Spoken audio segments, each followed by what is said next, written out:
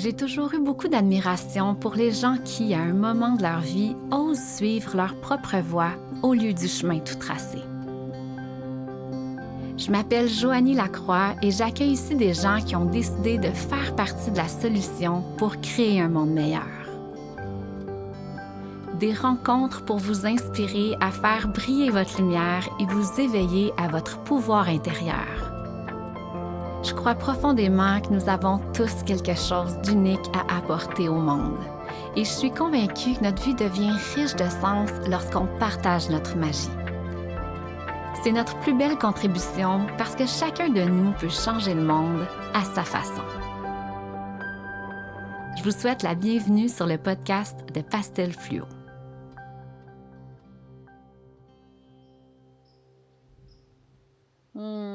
J'avais tellement hâte de m'asseoir ici et de vous parler après 1 an et demi.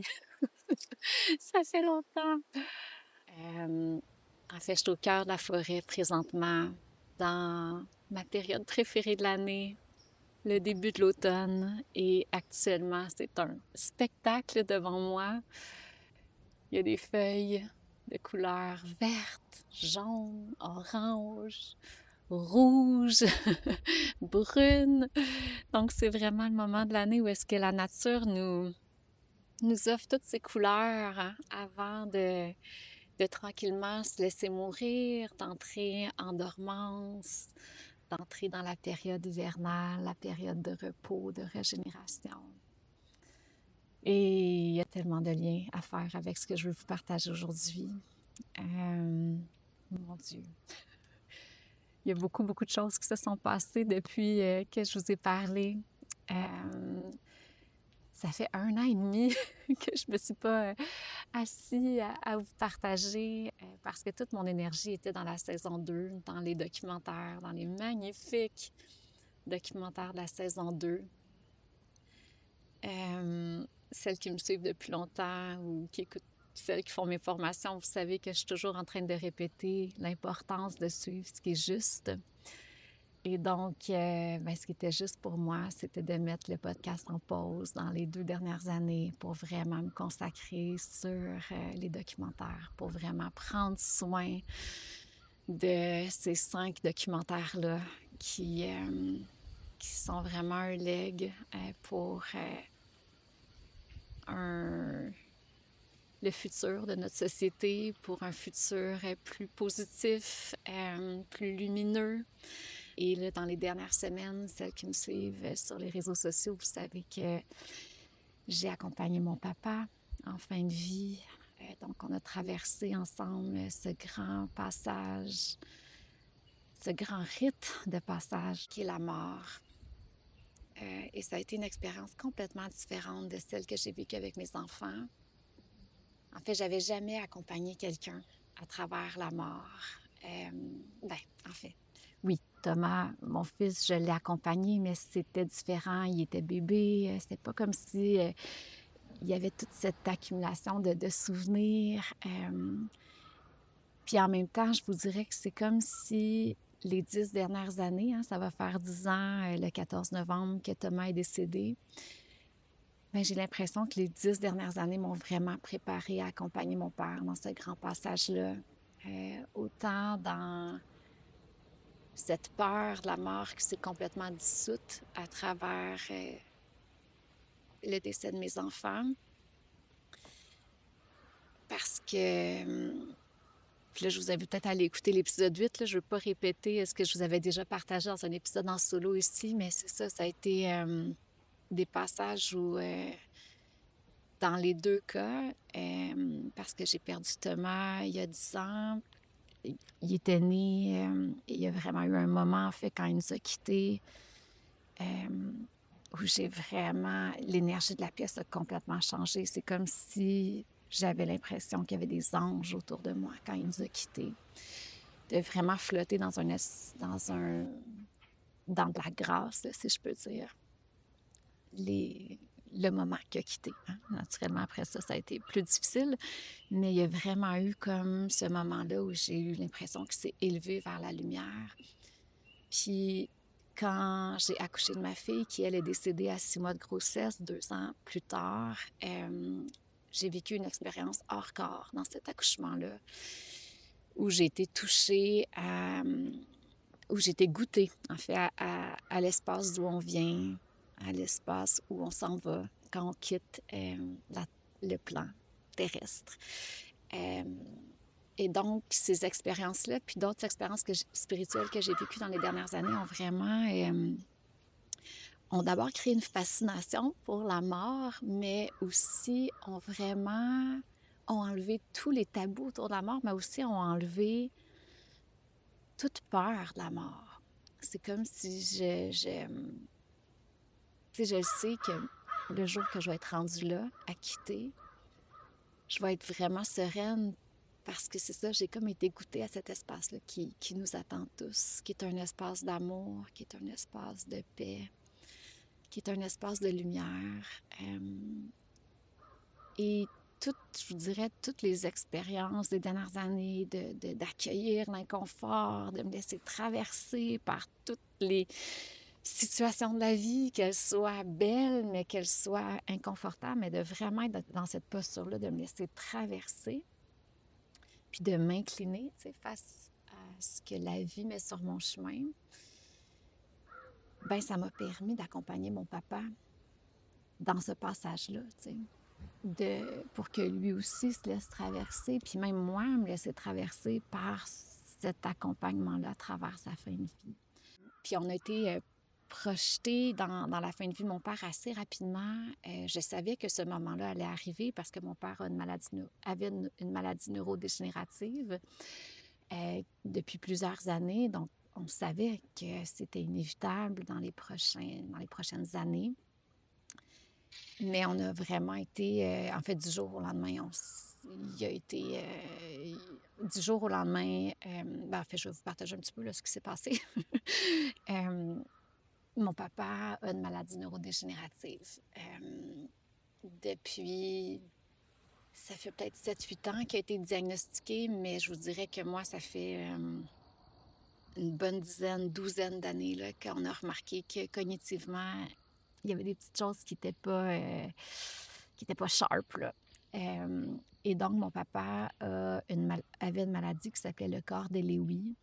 Et ça l'affectait plusieurs zones de son cerveau. Donc, autant la zone de l'Alzheimer, donc des pertes de mémoire, des pertes cognitives, autant la zone en lien avec le Parkinson, donc il y avait beaucoup de spasmes, il tombait beaucoup, des raideurs dans le corps. Puis en plus, ce qui est particulier à cette maladie neurodégénérative-là, du corps de Lewy, c'est qu'il y avait beaucoup d'hallucinations.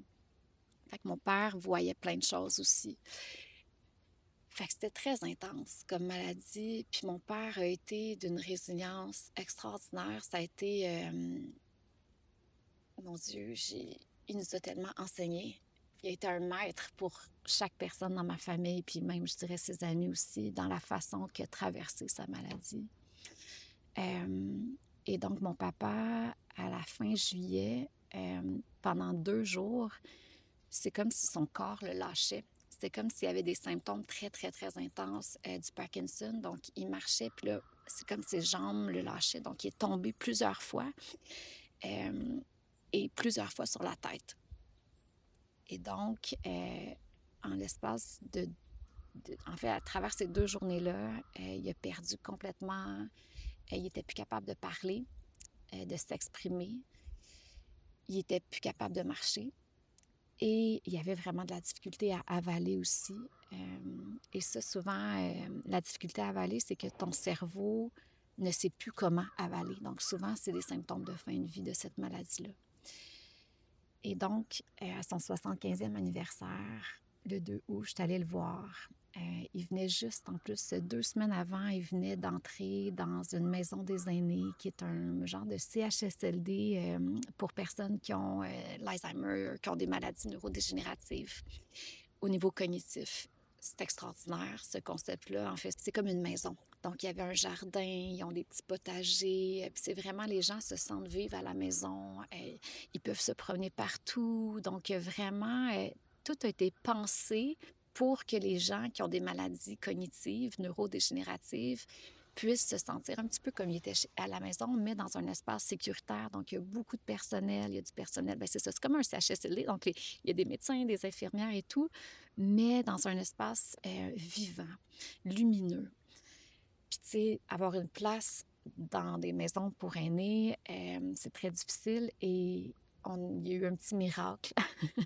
Et mon père a une place en juillet. Et là, 2 semaines plus tard, je vais le visiter à la maison des aînés. Puis ma mère m'avait appelée justement la veille pour me dire, là, ça va vraiment pas, papa, il a vraiment tombé beaucoup. Donc, je vais le voir, c'est la journée de sa fête. Et il est comme pas capable de parler. Tout ce que je viens de vous partager, là, en fait, il est sur son lit allongé. Et moi, je l'avais vu une semaine avant, là. Il y avait un monde qui séparait mon père la semaine précédente et mon père cette journée-là. Et donc, j'ai lu sa carte que j'avais écrite. J'ai offert des dessins qu'on avait faits avec ma fille et tout. Et quand j'ai quitté, j'ai vraiment pogné de quoi. Et cette soirée-là, je méditais devant le feu et j'ai entendu très clairement, intérieurement, je m'en vais. J'ai plus de fun. Je me sens prisonnier dans mon corps. Ce que j'entendais, c'est qu'il me disait ça a bien beau être le plus bel endroit du monde pour quelqu'un qui a cette maladie-là, mais je suis plus chez nous. Je suis entourée de personnes que je connais pas. J'ai vraiment envie de m'en aller. Donc, je m'en vais. Puis mon père, ça a tout le temps, je retiens ça quand même beaucoup de lui. Quand il a une idée dans la tête, il va. Puis, c'est un entrepreneur aussi. Donc, ça ne m'étonne pas qu'il aille quitter de cette façon-là. C'est comme, OK, là, c'est assez. Bye. Et là, donc, quand j'étais devant le feu puis que j'ai ressenti tout ça, que j'ai entendu tout ça là, intérieurement en méditation, j'ai dit, mais papa, j'arrête tout. Je tasse tout, puis je veux vraiment t'accompagner là-dedans. Je vais t'accompagner dans ce passage-là. Je vais être là. Je vais t'envelopper d'amour. Je vais t'envelopper de présence. Et c'est ce que j'ai fait. Fait que j'ai tout tassé. Puis mon papa est décédé 3 semaines plus tard, donc ça s'est fait quand même rapidement. Mais pendant ces 3 semaines-là, j'ai eu l'impression que le temps s'arrêtait. J'allais le voir tous les jours. J'y jouais des chansons de cérémonie, donc des chansons qui ont vraiment été écrites pour faire du bien, pour amener de la lumière, pour amener de la paix, pour amener de la guérison. Fait que je chantais, j'ai renoué avec la guitare. Ça aussi, c'est spécial, hein? Tu sais, notre intuition, comment qu'elle est incroyable. Le 1er janvier, je me suis fait un rituel avec une amie au Costa Rica. On était au Costa Rica, puis elle, c'est une ritualiste. Je la salue, Catherine. Et donc, j'ai dit, peux-tu nous préparer un beau rituel pour entamer l'année le 1er janvier? Puis une des choses qui est montée dans ce rituel-là, c'est je ressens vraiment l'envie de renouer avec la guitare. Moi, quand j'étais ado, je jouais de la guitare, puis j'ai comme complètement arrêté de jouer, je sais pas, à partir peut-être de la mi-vingtaine. Et là, ça venait vraiment fort. Je veux renouer avec ça. Et donc, des fois, quand les enfants étaient couchés, je prenais ma guitare puis je chantais des chansons de cérémonie, des chansons plus spirituelles qui venaient me nourrir. Mais finalement, j'ai compris, pourquoi c'était tellement fort de renouer avec la guitare. C'est que ça m'a permis d'accompagner mon père dans cette fin de vie-là en lui jouant des chansons. Puis l'autre chose aussi que je faisais, c'est que j'y jouais du tambour. Donc, Chaumis puis Marie-Josée Tardy, donc les 2 protagonistes de notre dernier documentaire, Sagesse autochtone, un héritage pour l'avenir. Si vous ne l'avez pas vu, allez voir ce documentaire-là, il est magnifique. Quelques jours avant la sortie du documentaire, je suis allée les voir chez eux. Puis ils m'ont comme offert un tambour. En fait, ils m'ont fabriqué un tambour pour me remercier pour ce que j'ai fait pour eux, pour me remercier pour le film, dans le fond. Fait qu'ils m'ont fabriqué eux-mêmes un tambour, puis ils m'ont expliqué, tu sais, que le tambour, c'est comme les battements du cœur. C'est ce qui nous connecte à notre propre cœur, mais aussi au cœur de la terre-mère. Et donc, le tambour a été tellement un bel allié pour accompagner mon père dans sa fin de vie. Des fois, je jouais des chansons, mais souvent, j'utilisais le tambour pour juste lui chanter des chansons un peu improvisées, mais pour lui partager, en fait, en chanson, en chant, ce que j'aimais de lui, qui il était pour moi. Lui refléter son essence, lui refléter ses qualités, lui refléter tout le beau qu'il a fait dans sa vie. Et donc, c'était vraiment beau de voir comment que ces cadeaux-là, cette intuition-là, tranquillement, sans que je m'en rende compte, est venue finalement tisser une façon d'accompagner mon père qui était vraiment magnifique. C'est comme si mes 10 dernières années m'ont préparée à ce moment-là où je l'accompagnais. Puis même dans ma famille, tu sais, je vous dirais, j'ai vraiment pu créer un contenant pour qu'on puisse vraiment l'accompagner là-dedans en conscience, puis nommer les choses, hein. Tu sais, la mort est tellement tabou, puis à cause que c'est difficile aussi de voir un proche partir, des fois, on peut avoir tendance à pas vouloir vivre ça.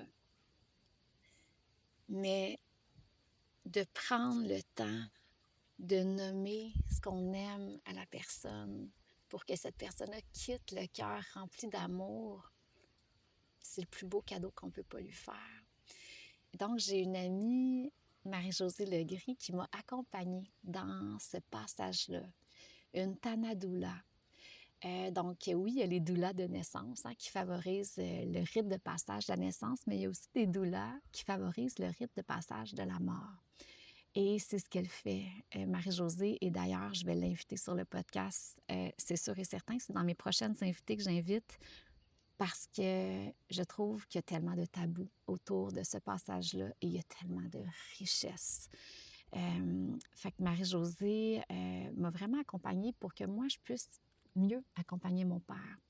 Et donc, on a fait un rituel qu'elle m'avait proposé, qu'on a adapté à notre sauce, où est-ce que chaque personne dans la famille, donc chaque enfant, ma mère aussi, nos conjoints et les petits-enfants, on était vraiment dans cette petite bulle-là avec mon père. Et donc, j'avais demandé à chaque personne d'amener un objet qui représentait mon père. Puis cet objet-là, ça a comme été notre façon de lui partager ce qu'on aimait de lui, de lui partager aussi, de lui faire un peu un reflet de son essence, de ce qu'on aime de lui, de ce qu'on lui souhaite aussi. Puis l'idée, c'était que cet objet-là allait être enveloppé d'un tissu. Donc, j'ai vraiment pris un beau tissu que j'avais acheté en Inde, un tissu de soie, un tissu magnifique, doré. Et je l'avais étalé sur son lit et chacun, à tour de rôle, on est venu déposer cet objet-là. Et donc, on lui partageait ce qu'on aimait de lui. On lui partageait ce qu'on lui souhaitait. Parce que l'idée, c'était vraiment que ce baluchon-là, comprenant chacun des objets, ben on le laissait sur son lit et donc au moment qu'elle allait quitter, c'était vraiment cette idée-là de se dire, ben, tu sais, papa, on sera sûrement pas tous là ensemble au moment que tu vas vraiment t'envoler, mais il va vraiment avoir une partie de chacun de nous qui va être avec toi sur ton lit, qui va être vraiment dans ce baluchon-là pour t'accompagner vers ce dernier voyage. Et ce moment-là a été magnifique. En fait, ça a même été le dernier moment que mon père était vraiment conscient.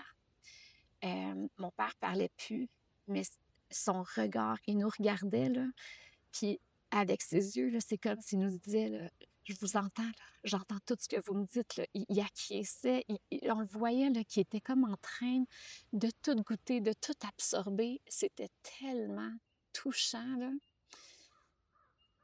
et ça a tellement fait de bien, autant à mon père qui a comme reçu tout cet amour-là, mais ça fait du bien aussi à chacun d'entre nous, incluant les petits-enfants. C'est tellement important d'impliquer nos enfants là-dedans.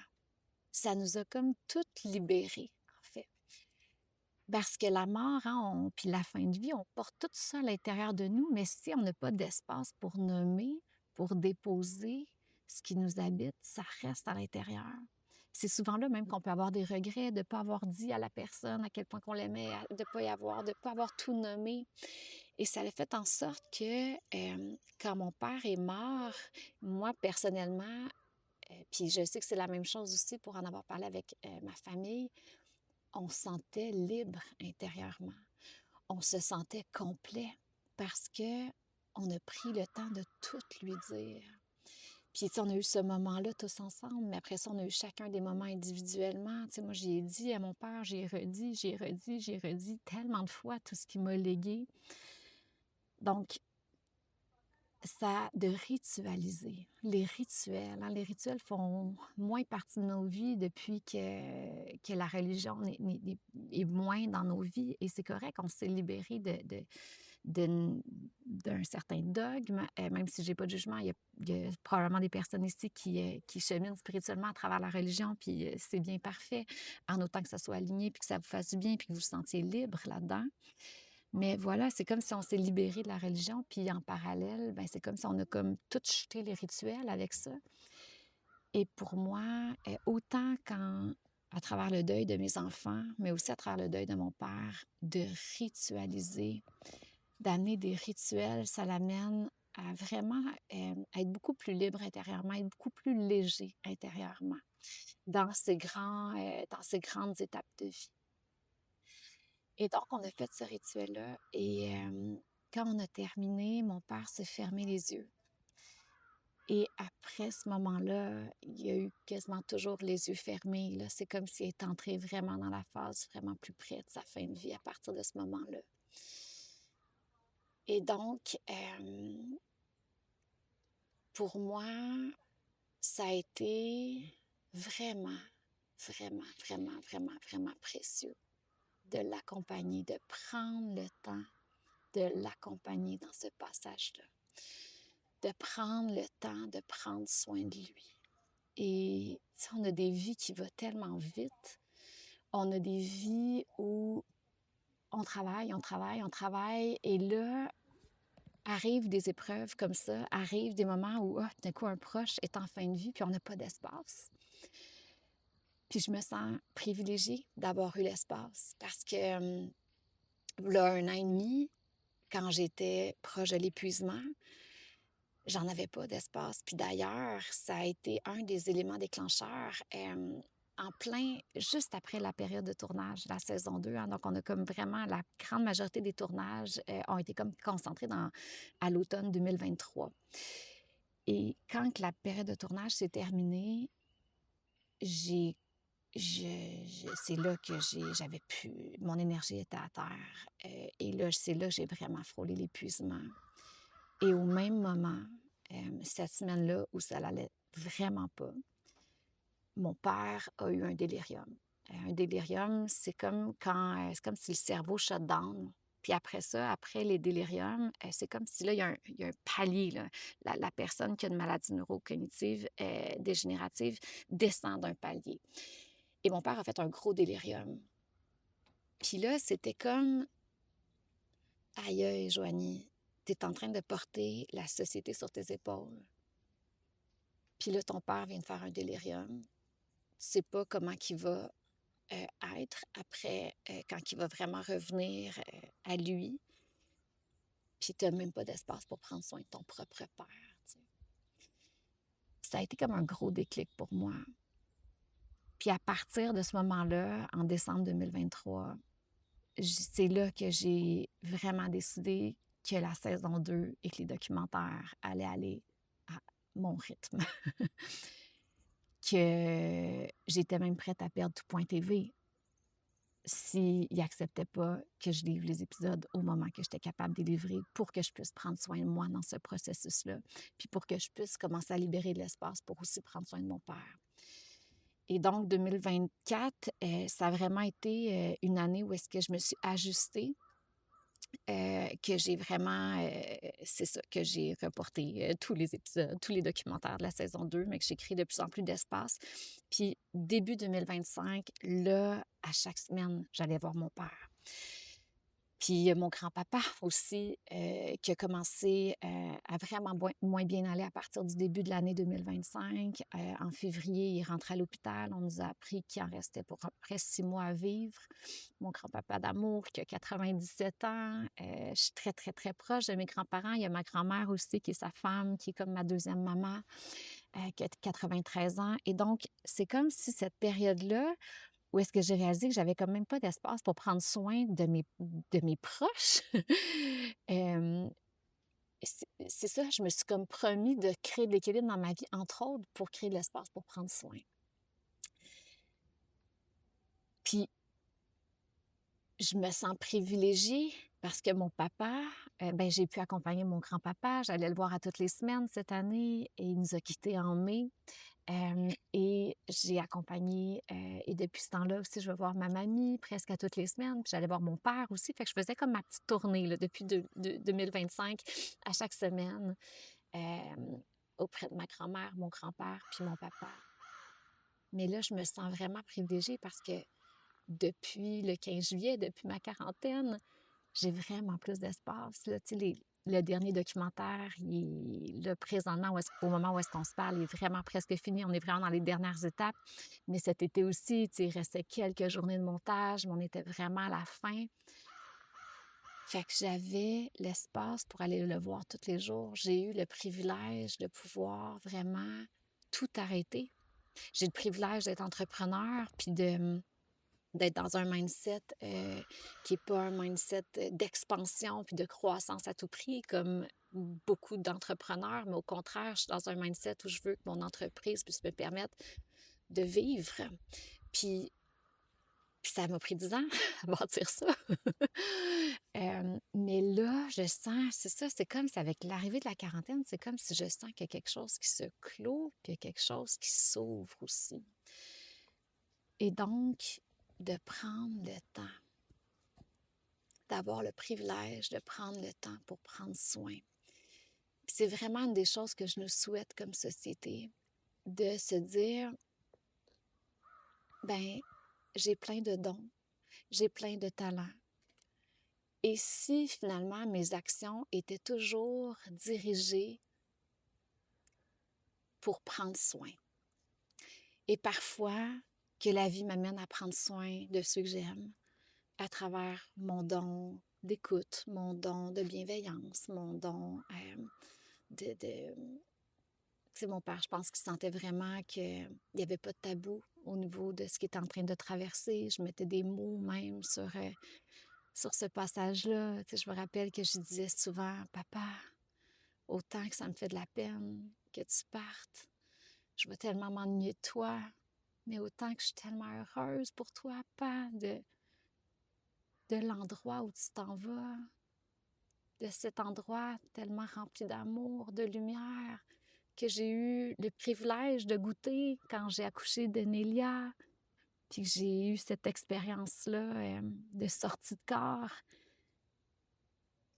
C'est tellement beau, papa, où tu t'en vas. C'est tellement rempli d'amour, c'est tellement rempli de lumière. Tu vas être célébré pour ta vie. Mon père, c'est un être d'amour, là. Mon père, c'est la personne la plus pure que je connaisse. C'est vraiment un cœur pur.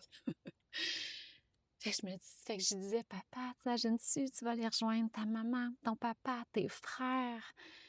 Tu vas aller rejoindre Thomas, tu vas aller rejoindre Nélia. Ils vont tous t'accueillir. Tu vas être dans ce monde-là de légèreté, d'amour, de paix, où tu seras plus prisonnier de ton corps. Fait que, tu sais, je disais ça. Puis, fait que, tu sais, ça, je pense que ça fait partie, tu sais, ça aussi, ça, c'est au niveau de l'être, mais c'est des capacités, c'est des dons. Donc, là, je n'étais pas dans un don de faire des choses. Là, c'était comme je prenais soin à travers de mes dons, plus de ma capacité à être, de mon savoir-être. Donc, Et c'est vraiment ce que je nous souhaite comme société. Tu sais, vous allez voir dans le dernier documentaire, on parle de permaculture humaine. Puis en permaculture, les piliers de la permaculture, c'est prendre soin de l'humain, prendre soin de la terre et partager les surplus. Euh, et ça m'a beaucoup amené à réfléchir, moi, c'est les piliers de la permaculture. Puis je suis vraiment, tu sais, c'est vraiment ce que je nous souhaite comme société, que toutes nos actions, un peu comme je viens de le dire, soient dirigées avec cette intention de prendre soin. Puis des fois, c'est de prendre soin de nos projets à travers nos capacités, nos dons. Tu sais, supposons pastel flou, ben là, OK, c'est ma capacité, je pense, à voir le beau dans l'adversité. C'est ma capacité à voir aussi le beau qui peut naître de ces périodes plus difficiles, de voir le beau dans le système de santé, de voir le beau dans le système d'éducation, d'amener de l'espoir. Tu sais, c'est d'autres capacités. C'est ma capacité aussi à, je pense, que je suis capable d'être très organisée par tout mon background de productrice en télé. Bref, on a tous des dons, on a tous des talents et on a tous des dons au niveau de notre savoir-être et de notre savoir-faire. Donc, et si, tu sais, on développait cette culture du prendre soin et que la vie nous amenait parfois à prendre soin de nous, parfois à prendre soin des gens autour de nous qui en ont besoin, de nos enfants, non, notre capacité à prendre soin de nos enfants, de libérer du temps. Là, j'ai passé en fin de semaine, j'étais avec ma petite cocotte, puis le temps s'est arrêté. Tout le dimanche, j'étais juste avec elle, puis j'entrais dans son monde, dans son univers, puis on jouait ensemble, puis on connectait, puis j'ai pas fait de vaisselle, j'ai pas fait de responsabilité, pas en tout. J'étais juste avec elle, dans son monde, puis ça faisait tellement du bien. Puis nos enfants ont tellement besoin de ça qu'on vienne vraiment tu sais, se syntoniser avec leur espace-temps à eux. Bref, développer une culture du prendre soin, pour moi, c'est quelque chose qui c'est une thématique très, très forte qui finalement nous amène à pas juste faire des choses, tu sais, ou à pas juste travailler. Puis je souhaite vraiment que ce nouveau paradigme-là soit ancré dans une culture du prendre soin. Je pense que si vraiment on développait un filet social, un filet, même une sécurité financière, qu'on repensait complètement ce qu'on a vraiment besoin pour être heureux, puis qu'on prenait notre responsabilité pour moins consommer, mais vraiment euh,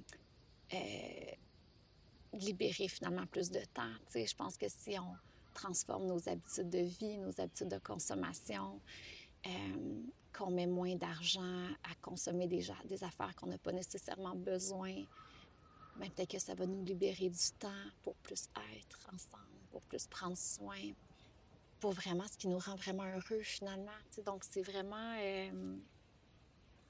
bref, je m'éloigne un petit peu, mais de libérer du temps pour prendre soin. Tu sais, je le sais que c'est pas tout le monde actuellement qui ont ce privilège-là de pouvoir tout arrêter pour prendre soin des gens autour d'eux.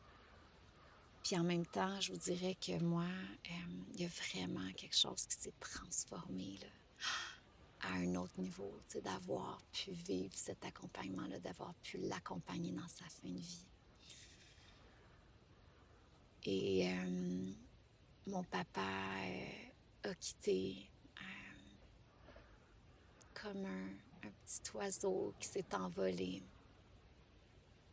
Et là, depuis qu'il nous a quittés, ben, je prends le temps de vivre mon deuil. C'est pour ça que ça fait longtemps, tu sais, je me dis, j'ai hâte de leur partager ce que j'ai vécu, mais j'avais vraiment besoin de me déposer aussi dans ce deuil-là. Puis ça aussi, c'est tellement une clé. Prendre soin, hein? Prendre soin de soi. La vie nous amène à traverser tellement de choses tout au long de notre vie. Puis je vous dirais particulièrement présentement, c'est tellement intense ce qui se passe dans le collectif qu'on a encore plus besoin de prendre soin de nous pour s'envelopper d'amour, s'envelopper de douceur dans ce passage-là. Donc bref, ça a été aussi beau que ça a été émotif et difficile à vivre. Puis la beauté aussi, c'est que on a comme misé en l'accompagnant dans ce chemin-là on a vraiment été misé sur notre pouvoir à nous pour l'accompagner. Je m'explique. Tu sais, moi, là, quand j'ai perdu des enfants, il n'y a personne qui pouvait me ramener mes enfants. Il n'y a personne qui pouvait m'enlever cette épreuve-là de ma vie. Mais j'ai été tellement chanceuse parce que les gens autour de moi m'ont tellement enveloppée d'amour. Il y avait du monde qui cuisinait pour moi, qui venait me déposer des petits plats. J'ai des amis qui m'ont offert des certificats de cadeaux pour me faire masser. Il y en a qui sont venus faire le ménage chez nous. Il y en a qui sont venus prendre soin des enfants pour que moi et mon chum, on puisse aller se déposer une fin de semaine. Il y a tellement de gens qui ont pris soin de nous que c'est comme si j'avais l'impression de me laisser porter. Puis, je me rappelle, ça m'avait vraiment marqué. J'avais l'impression d'être comme enveloppée, tu sais. Ça a fait une grosse différence sur ces deux épreuves-là. Et donc, une année, c'est ce que je partageais, tu sais, à ma famille. J'étais comme, bon, ben, on peut pas enlever l'épreuve à mon père. Mais par contre, ce qu'on peut faire, c'est qu'on peut l'envelopper d'amour. On peut l'enrober, là, tellement rempli d'amour pour qu'il puisse quitter, là, puis qu'il puisse vraiment s'envoler, mais le cœur rempli. C'est ça qu'on a fait. Puis je vous dirais, c'est même ça qu'on a fait à travers les funérailles. Je voulais que les funérailles puissent vraiment célébrer l'unique personne qu'il était. On a décidé de faire sa cérémonie de vie et ses funérailles dans un centre de ressourcement en nature. Je trouvais ça important que le lieu soit rempli de lumière et soit rempli de nature. Donc, on a trouvé ce centre de ressourcement-là. Et donc, c'était magnifique parce que les gens, quand ils rentraient, bien, déjà, on voyait les grandes fenêtres, on voyait qui donnaient sur la forêt. Donc, c'est un lieu déjà qui était paisible. Il y avait beaucoup de bois aussi, donc des matériaux très naturels. En plus, c'est ça, que c'était vraiment un lieu qui était entouré de forêt. Donc, c'était vraiment, ça l'amenait une ambiance très paisible. Et la première chose que les gens voyaient en entrant, c'était un cerf-volant. Un cerf-volant que j'avais fait faire quand Thomas était décédé, qui avait de la citation magnifique. Tu n'es plus là où tu étais, mais tu es partout là où je suis. Et moi, cette citation-là m'avait vraiment marquée. Et j'avais donc fait un cerf-volant, puis là, peut-être qu'il y en a qui vont s'en rappeler, pour le documentaire Les Petits Princes. Hein? Les Petits Princes, c'est le deuxième documentaire de Pastel Fluo. Et c'est un documentaire où est-ce que j'interviewe Vincent Tremblay, qui a aussi perdu un enfant, qui s'appelle aussi Thomas. En fait, j'avais même appelé mon fils Thomas en l'honneur de son fils parce qu'il y a eu vraiment plein de synchronicité dans ma grossesse. Puis quand j'ai rencontré Vincent, ça m'a comme confirmé que je voulais garder mon fils. Puis j'avais comme nommé Thomas en l'honneur de son fils. Puis finalement, quand mon fils est décédé également, ben puis que les premières idées de Pastel Fluo commençaient à émerger, puis que je voulais aller rencontrer des gens qui avaient vécu des grandes épreuves de vie, puis qui les avaient transformées en force, que ça leur avait permis finalement de... Ça avait finalement été des cadeaux cachés, tout ça, malgré la douleur des épreuves. Ben Vincent, c'était comme la première personne que je voulais interviewer. Donc, le premier tournage, ça a été avec Vincent. Et Vincent, lui, la citation qui avait été très marquante pour lui, c'est l'essentiel est invisible pour les yeux, on ne voit bien qu'avec le cœur. La citation dans le Petit Prince. Et donc, j'avais fait faire 2 cerfs-volants et un moment dans le documentaire où est-ce qu'on fait voler les cerfs-volants. En clin d'œil à ces 2 phrases, ces 2 citations-là qui nous ont beaucoup accompagnés dans le deuil de nos enfants. Bref, ce cerf-volant-là est encore chez moi, naturellement, et donc j'avais mis ce cerf-volant-là. Donc, c'était la première chose que les gens voyaient. Quand les gens rentraient aussi, j'avais mis l'huile essentielle Renaître à soi, que plusieurs d'entre vous connaissent, qui est, mon Dieu, une synergie extraordinaire. C'est Michael Zayat qui l'a conçue, qui l'a canalisée.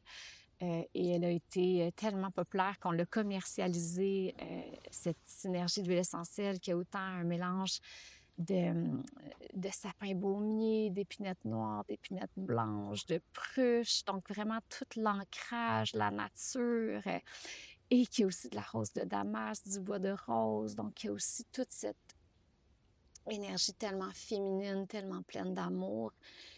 Cette synergie-là sent le ciel, si vous ne l'avez jamais puis dans un des épisodes de podcast, en fait, j'ai interviewé Michael, puis il l'a créé pendant qu'on enregistrait l'épisode. Donc si jamais vous n'avez pas vu, ou entendu cet épisode-là, vous voyez aussi tout son processus, puis pourquoi il choisit chaque huile essentielle pour créer cette synergie-là.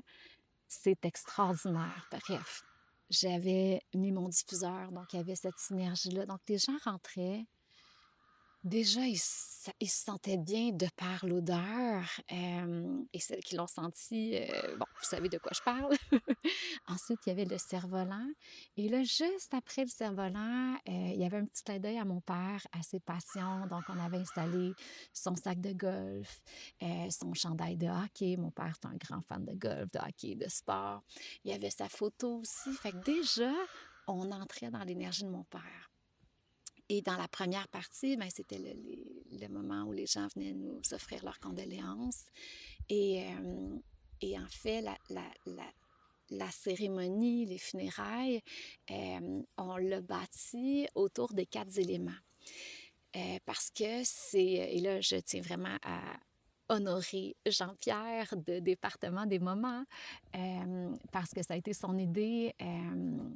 Jean-Pierre, qui a c'est ça, qui est parti de cette entreprise magnifique qui nous amène à honorer la vie, à célébrer la vie, plutôt que de vraiment, et de vraiment transformer, en fait, des funérailles plus sombres en quelque chose de beau, de lumineux.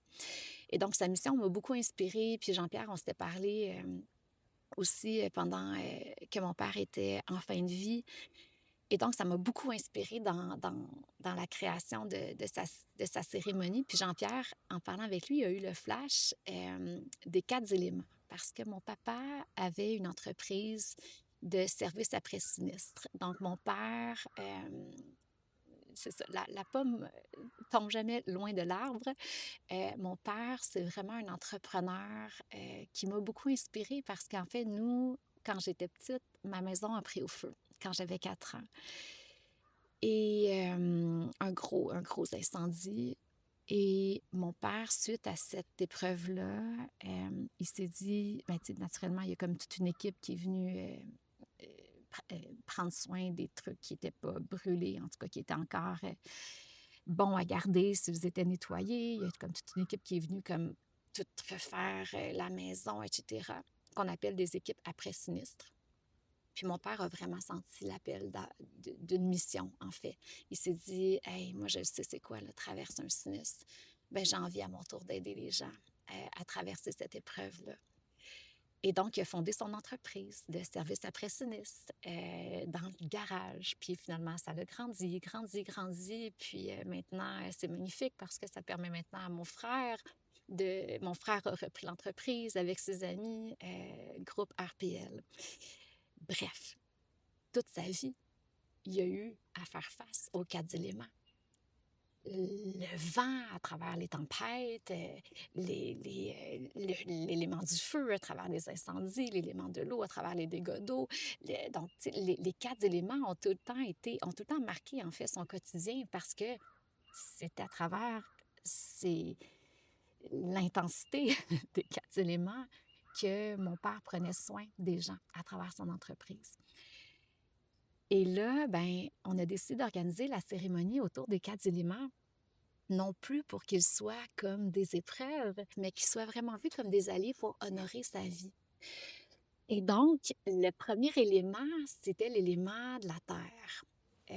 Quand les gens arrivaient, donc pendant la partie qui nous donnait leurs condoléances, ben, ma mère, la veille de la cérémonie, elle a cueilli toutes les fleurs de son jardin. Et ma mère, c'est une grande amoureuse de la nature aussi. Donc, elle a beaucoup, beaucoup, beaucoup, beaucoup de fleurs dans son paysagement. Et donc, ça a été aussi un rituel pour ma mère. Elle a pris le temps de cueillir chaque fleur parce qu'elle savait que ça allait servir aussi à honorer la vie de mon père. Et le matin, ce qu'on a fait avant que les gens arrivent, mon amie Virginie Randriana Rissoa, que vous connaissez, celle qui font renaître à soi, ben, c'est elle qui est avec moi au cercle d'ouverture, qui vous donne aussi l'atelier de Qigong, celles qui ont vu notre documentaire Santé intégrative de patients participants.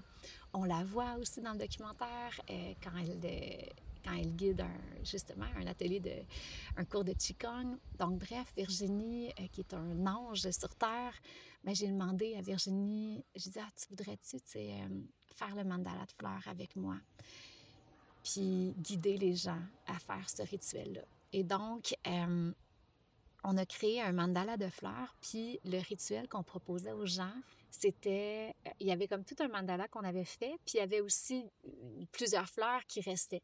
Et donc, on invitait les gens à prendre une fleur dans leurs mains et à entrer en introspection, puis de se rappeler d'un souvenir avec mon père, de leur plus beau souvenir avec mon père.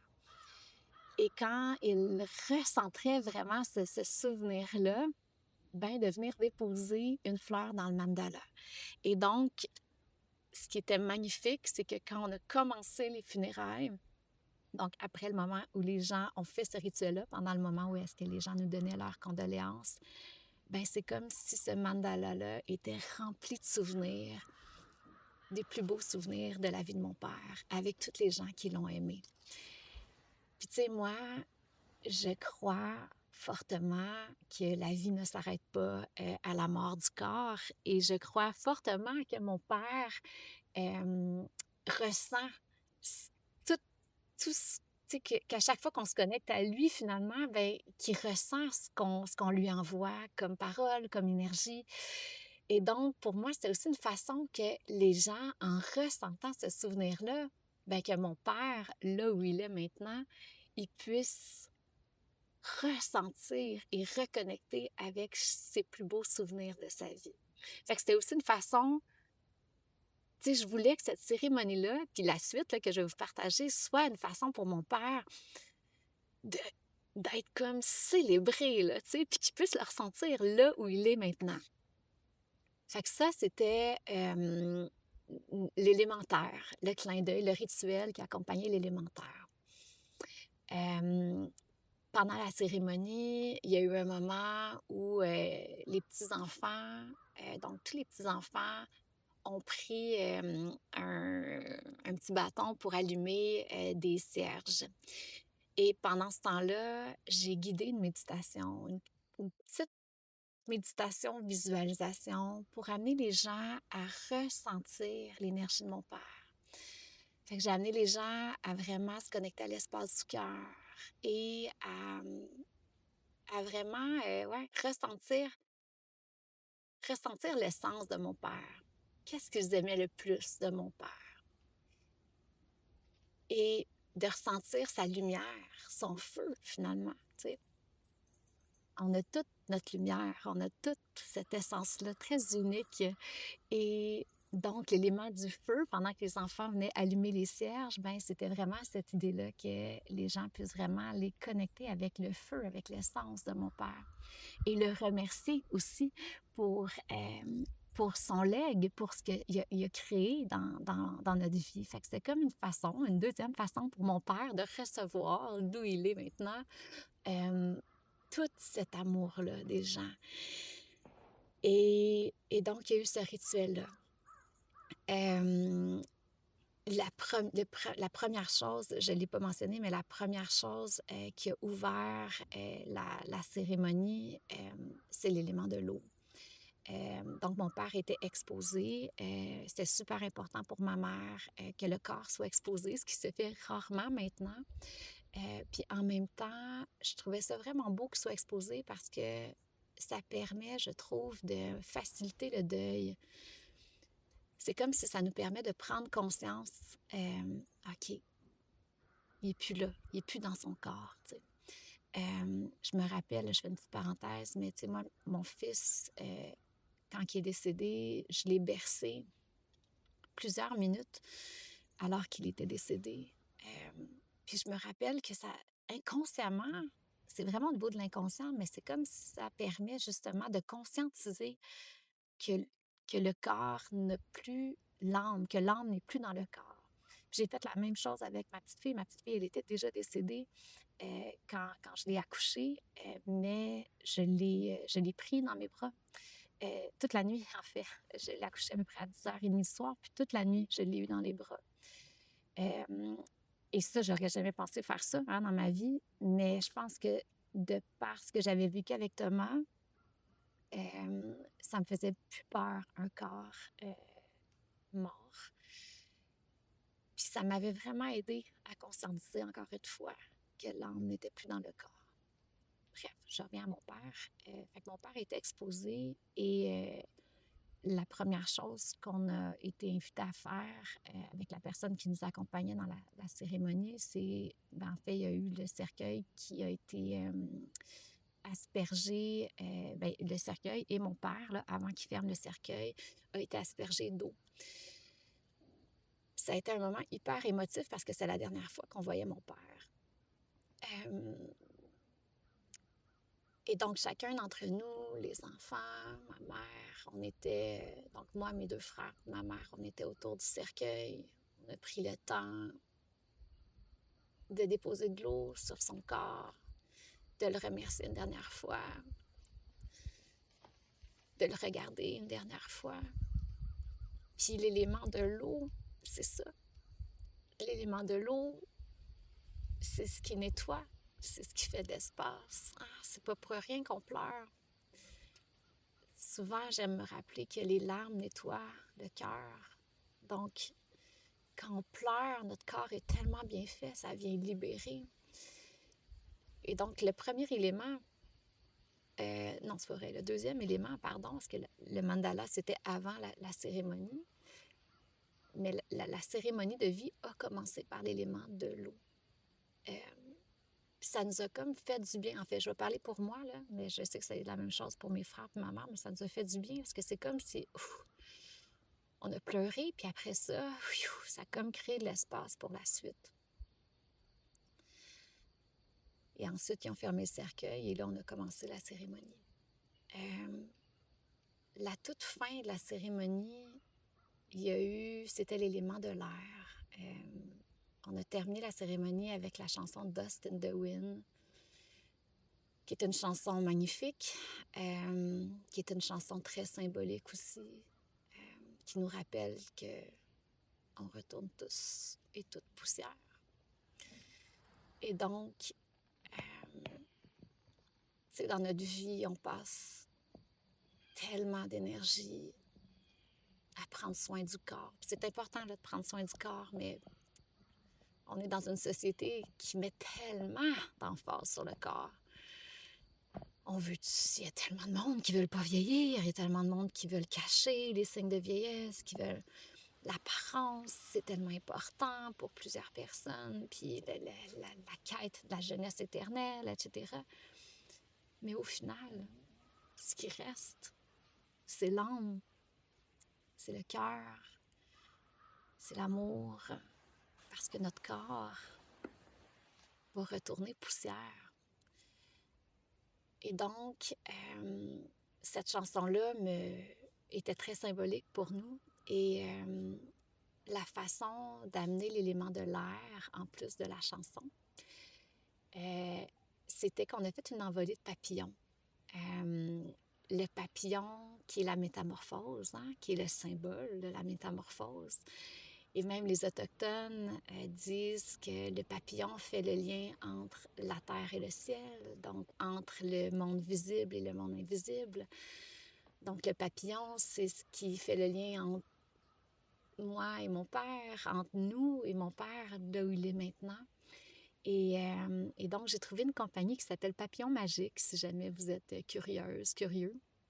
C'est des papillons en papier avec un genre de mécanisme. Fait qu'on tourne genre le mécanisme une trentaine de fois. Puis ça fait en sorte que quand le papillon est relâché, ben ça fait voler le papillon.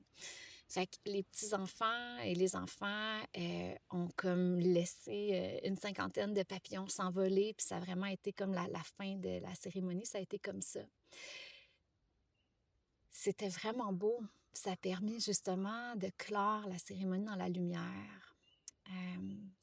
Il y a aussi, là, ça me fait penser à ça, l'élément de l'air, mais c'est vraiment spécial parce que, ben, tu sais, on a tout témoigné pour honorer mon papa, puis mon partage a été beaucoup autour de la médecine de la libellule parce que depuis que mon père, en fait, depuis que mon père est en fin de vie et depuis qu'il est mort, j'ai jamais vu autant de libellules de ma vie. Puis j'ai réalisé ça un soir, début septembre, quand je préparais ce que j'allais dire pour les funérailles. En fait, j'étais connectée à mon père. J'étais dans un sauna. J'aime beaucoup faire des saunas. Ceux qui me suivent le savent. Pour moi, c'est une grande médecine dans ma vie, autant pour ben, mon bien-être naturellement physique, mental, mais même, moi, je vais tout le temps mettre une intention dans mes saunas. Donc, souvent, je vais aller faire un sauna, puis là, par exemple, j'anime un cercle pastel fluo à chaque mois avec la communauté, où est-ce que je viens toujours déposer une thématique, mais ma thématique, elle est toujours canalisée dans le sauna. Fait que je vais comme aller faire un sauna, puis là, je vais dire, OK, tu sais, là, je veux vraiment me connecter. Qu'est-ce qui doit être partagé ce mois-ci? À chaque fois, j'ai besoin d'avoir d'inspiration pour mes projets. Très souvent, je vais aller m'asseoir dans un sauna, je vais faire 4 cycles, mais avec cette intention-là. Puis là, ça l'amène comme, je trouve, ça l'ouvre un espace de canalisation. Fait que cette soirée-là, on est un vendredi soir, puis c'est ça, je dis à mon chum, je vais faire un sauna pour comme vraiment ressentir qu'est-ce que je dois partager à la cérémonie de mon père. Et là, je fais un cycle, 2 cycles, puis après ça, je vais dans l'eau froide. Puis j'aime mon moment préféré dans les saunas, c'est le moment juste après l'eau froide où est-ce que là, je prends quelques minutes pour respirer. Fait que là, tu sais, j'ai été comme dans le chaud. Après ça, j'ai été dans le froid. Puis là, après ça, là, c'est comme si... Puis ceux qui font des saunas, vous savez ce que je veux dire, là, il y a comme un buzz là, qui s'installe. Où est-ce que tu es tellement ancré? Et là, je suis devant le lac et là, je vois 3 libellules autour de moi. Puis là, je suis comme, mais voyons, je vois non bien des libellules depuis une couple de semaines. Puis là, je commence à faire le backtrack. Puis je me rends compte que la première fois que j'ai vu beaucoup de libellules, c'est la journée du 75e anniversaire de mon père. Cette soirée-là, tu sais, tantôt, je vous parlais que je me suis assise devant le feu. En fait, au 75e de mon père, c'est là que j'ai été le voir. Et c'est cette soirée-là que j'ai ressenti que j'ai entendu intérieurement qu'il me disait qu'il quittait. Et vers 6 heures à peu près, cette soirée-là, j'étais comme dans un genre de... C'était pas en forêt, mais c'était comme dans un espace un peu vaste où est-ce qu'il y avait beaucoup d'herbes hautes. Et j'étais comme toute seule et j'ai jamais vu autant de libellules. Il devait y avoir 150 libellules qui virevoltaient, qui dansaient juste au-dessus de ces herbes-là. Tellement qu'à un moment donné, je me disais, écoute, je suis en train d'halluciner, ça se peut pas, j'ai jamais vu autant de libellules. C'était magique. Je les ai regardées, puis mon chum était à peu près à 3-4 minutes de marche. Et là, je suis revenue pour aller dire à mon chum, viens voir ce que je vois, ça n'a pas de bon sens. Puis là, finalement, il y avait d'autres personnes aussi. Je commence à jaser avec d'autres personnes. Puis quand je suis revenue avec mon chum, il n'était plus là, les libellules. Fait que j'ai comme été la seule à voir ce spectacle-là. Mais ça a été... Puis quelques heures après, j'étais devant le feu et là, j'entendais qu'il était en fin de vie. Ça a été la première fois. Ensuite, à peu près 2 semaines plus tard, je suis chez un ami, je suis devant un lac, puis je parle avec un autre de mes amis qui a accompagné, lui, sa mère en fin de vie. Je parle avec lui de ce que je vis, à quel point c'est magnifique, tout ce que ça m'amène à prendre conscience. On échange en fait sur la richesse de ce moment-là où la richesse de la fin de vie, en fait, ce moment-là tellement brut, mais finalement qui nous reconnecte tellement à la vie. C'est fou à quel point, à travers la mort, ça nous amène tellement à une force de vie. C'est fou à quel point la mort et la vie sont comme interconnectés. Et donc, je partage ça à mon ami et on échange je suis en train de parler de mon père, de ce que je vis. Et là, il y a une libellule qui vient et elle vient s'installer juste sur moi, à quelques pouces de mes yeux. Et je l'ai regardée et on s'est regardé pendant une bonne minute, minute et demie. Elle restait là. C'était magique. Et là, depuis qu'il est mort, j'arrête pas de voir des libellules. Fait que là, je suis comme au sauna. Puis là, je réalise que finalement, je vois des libellules à chaque fois que je connecte à mon père ou à chaque fois que je suis en train de parler de mon père. Puis là, je suis comme, ah, je vais aller lire. C'est quoi la médecine de la libellule? Parce que j'aime ça faire ça, moi. Quand, supposons, il y a un animal que je vois beaucoup ou que j'aime googler, supposons, là, j'ai comme googlé médecine de la libellule. Et là, bien, naturellement, il n'y a pas de hasard pourquoi je voyais autant de libellules. La libellule représentait tellement mon père et tellement ce passage-là. La libellule, ce que j'ai appris, c'est qu'elle passe 90 à 95 de sa vie sous l'eau, comme une larve. Et c'est vraiment seulement la dernière partie de sa vie où elle est une libellule, où elle s'envole. Et donc, il y a tellement un parallèle à faire avec l'expérience de vie terrestre plus dense, hein, où est-ce qu'on est dans un corps, où est-ce on a des expériences humaines bouleversantes. La vie n'est pas facile, l'expérience humaine n'est pas facile. Et à un moment donné, on traverse de l'autre côté, on s'envole. On passe d'un état plus dense à un état de plus grande légèreté, tout comme la libellule.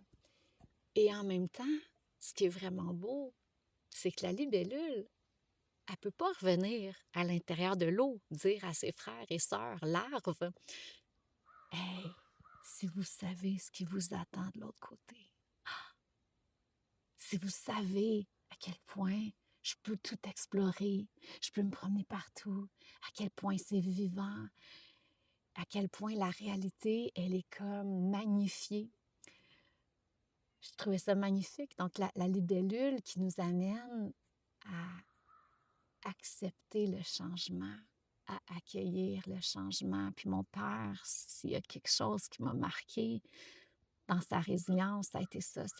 Mon père n'a jamais chialé sur sa maladie et il y a comme une des pires maladies que je souhaite jamais à personne d'avoir. Justement, si je vous le partageais, il y avait tous les symptômes en même temps. Fait que déjà, de vivre avec l'Alzheimer, c'est tough. Déjà, de vivre avec le Parkinson, c'est tough. Déjà, de vivre avec des hallucinations, si je pense à la schizophrénie. Mais imaginez tout ça ensemble, le mix de tout ça ensemble, c'est ça que vivait mon père. Puis jamais il chialait. Au contraire, il était tout en train de voir le beau, de voir. Il me disait, oh, regarde, mais oui, regarde, là, j'ai vu un beau petit oiseau sur un arbre. Puis il s'émerveillait de tout, mon papa.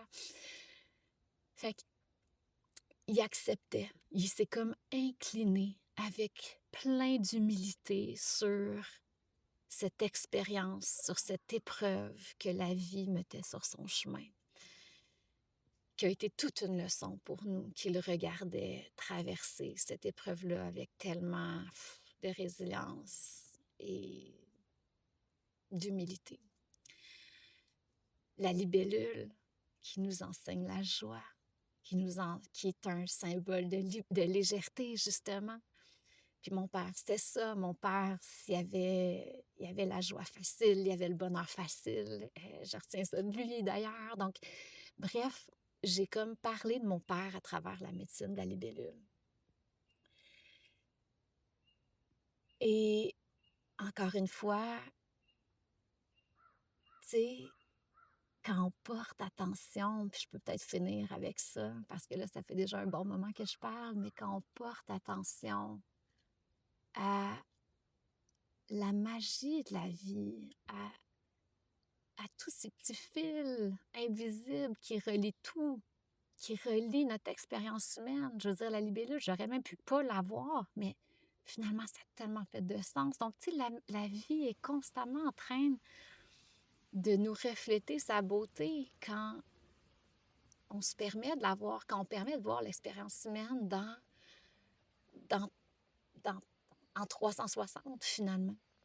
Puis je ressors de cette expérience-là vraiment sereine. Les émotions sont encore là. Puis je me suis vraiment permis de vraiment vivre le deuil. Je le vis encore, là. Mais ça va faire presque 1 mois et demi que mon papa est décédé. Puis j'ai annulé plein de conférences, j'ai annulé des ateliers pour me permettre de me déposer dans ce deuil-là.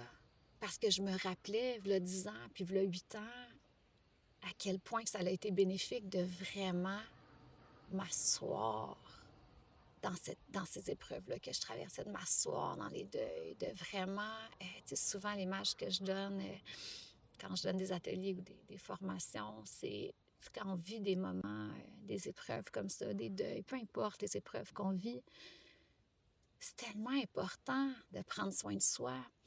Puis souvent, l'image que je donne, c'est comme, faites la posture à avoir avec soi-même là, quand on vit des épreuves, là, c'est comme si on est sur le bord d'un feu, enveloppé d'une grosse couverture, à boire une petite tisane, une infusion chaude.